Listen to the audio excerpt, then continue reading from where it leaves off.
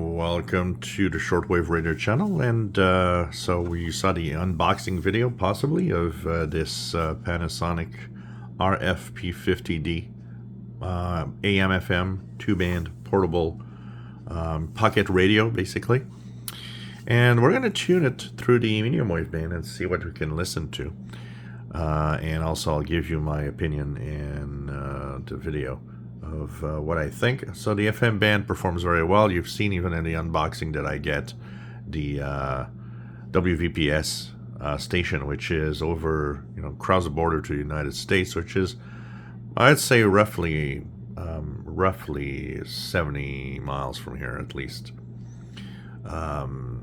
So basically, that's already pretty good, because only the good receivers actually get the WVPS station in general.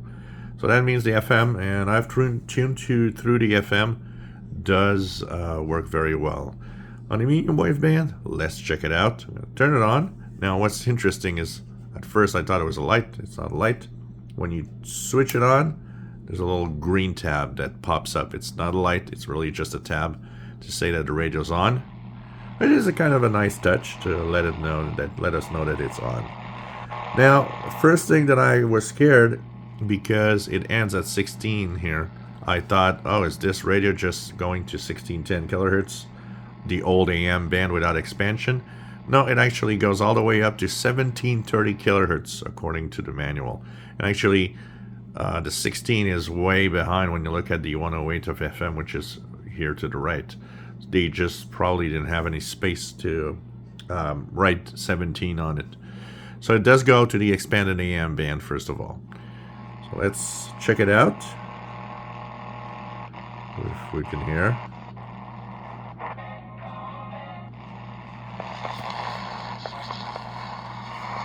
And it does have quite a lot of directional pattern.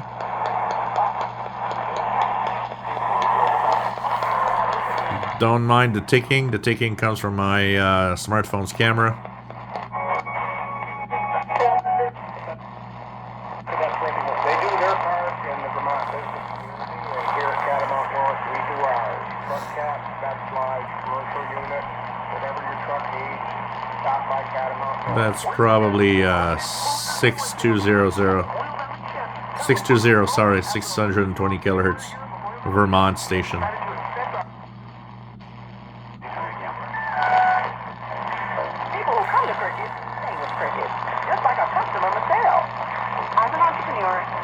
Back to burn.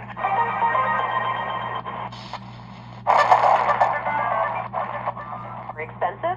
The best-selling Eden Pure Thunderstorm air purifier uses proven oxy technology that quickly destroys viruses, odors, mold, and more. With over 265... Visit Bell.ca. Donald Wallace and his apartment at the Cary Gardens public housing complex, smiling with his Yankee hat on. It was a balance and then like this. So it does have some DSP type tuning, because you see how it jumps from 10 kilohertz spots. So obviously this is run by a DSP, possibly the silicon integrated's DSP chip for radio listening. It's fairly sensitive. The first remarks I would have is that here in the first part that I was tuning, it's missing out on a few stations, because it's as if the stations are just kind of too tight. So it's kind of difficult for it to really get specific 10 kilohertz channels. So that could be a little drawback. It's not a DX machine, that's for sure. But it is receiving stations from far away.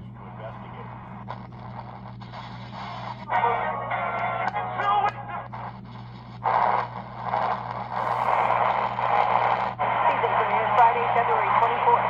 Wednesday with rain. Glad Valley starts. Available on Crave.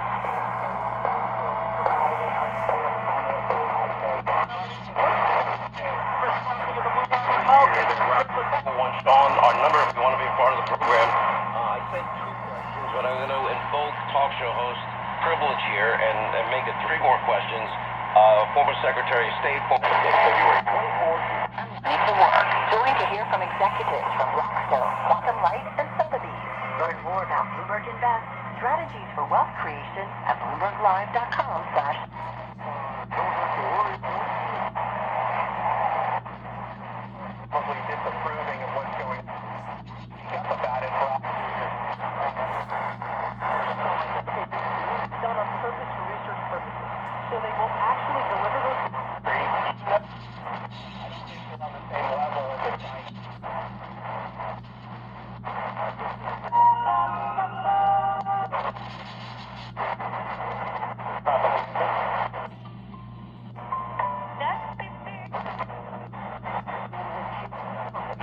on it, talking about water cooling and stuff.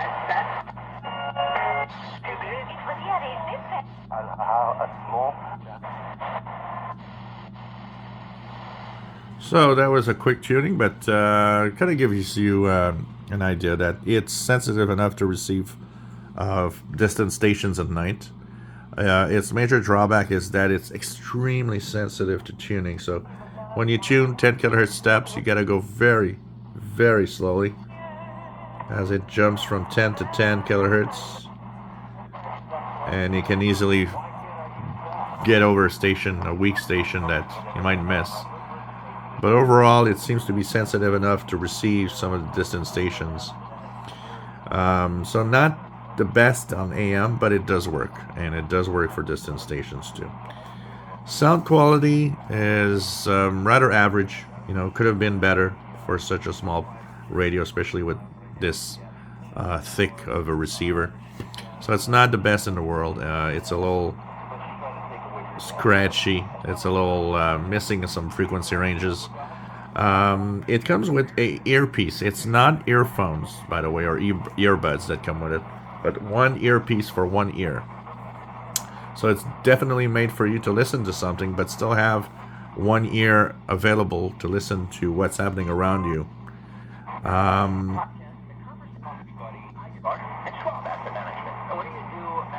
For a portable receiver of this kind at the price that it is, I would say it's better than average, but it's still subpar to what radios could do.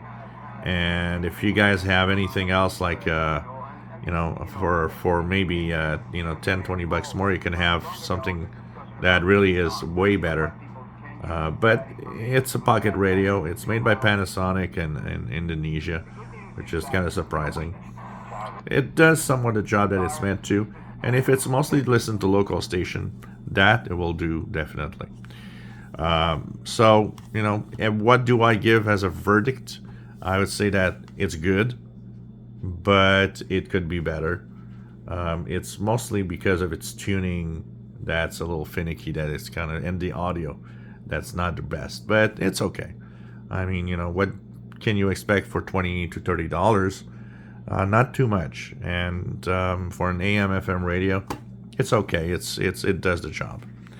So the Panasonic RF-P50D, okay radio, okay little portable. And by the way, the radio, there's of course this tuning LED, which is kind of nice. Turns on when the signal's loud. When the signals fade, it will actually shut down as the signal's fading. As you see here, here we go. As it's losing the signal, it has that distinct fading and coming back of a DSP radio. I bet you that this radio, if it would have been truly analog like the good old radios, would have been a better radio, would have been easier to tune around. But you know, we're in that world today where that chip is used everywhere, and even Panasonic probably decided that using that DSP, silicon integrated DSP chip, was, you know, a cheap option to bring a radio. And like I said, you know, if you're listening to most of the local stations around you, for that, it's going to do the job, and it's doing great. And on FM, I have to say, it is surprisingly good for FM broadcasts. So you can't say it's not doing its job. It's doing its job. It's just not a DX machine. So that's just the thing to know. But it works fine.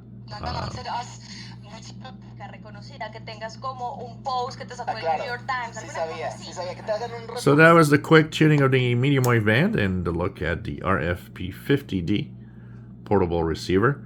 If I had a choice for a pocket radio that would receive medium wave, I'd put a little more money, but for this size roughly, a Radiowall R108 would beat this really well. Have a digital display also. Plus, you get airband and shortwave. So for not much more, you'd have a much better radio. Not really much bigger than this. If you enjoy my videos, please subscribe, give us a thumbs up. Thank you for watching.